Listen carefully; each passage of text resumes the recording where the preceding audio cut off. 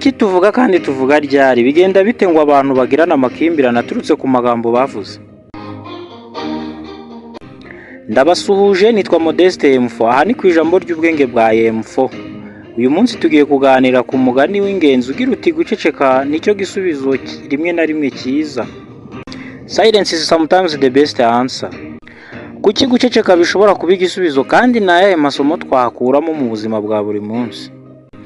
Guceceka si ukutagira icyo uvuga, ahubwo ni ubushobozi n'ubushishozi bwo guhitamo kutavuga igihe amagambo ashobora gukomeretsa cyangwa kongera ibibazo. Hari aho amagambo menshi atuma abantu bikura mu murongo muzima, ariko guceceka bikerekana ubwitonzi n'ubushishozi. Kwiha agaciro no kurinda icyubahiro. Hari igihe ushobora guhura n'umuntu ugusebya cyangwa gutuka. Guceceka muri uwo mwanya ni ukugaragaza ko ufite ubutware ku marangamutima yawe. Mu muco nyarwanda hari umugani ugaragaza ko ijambo ribuza ari ryo ryiza.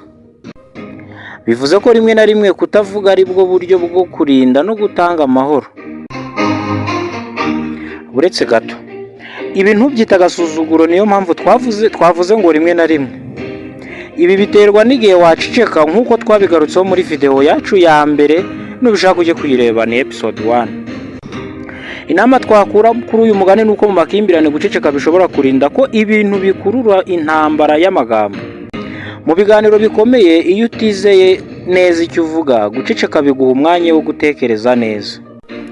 Mu buzima bwa buri munsi, guceceka ni uburyo bwo kwerekana ko wubaha abandi kandi ko utagendera ku burakari.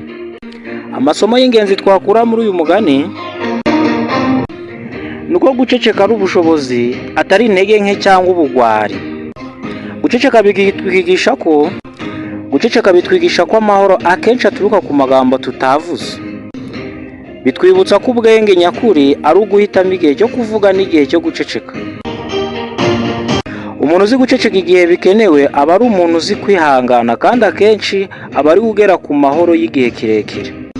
Andika igitekerezo cyawe muri comment, ukande subscribe, unayisangiza umuntu wese wumva ko yamufasha. Jye ni Modeste M4, bye.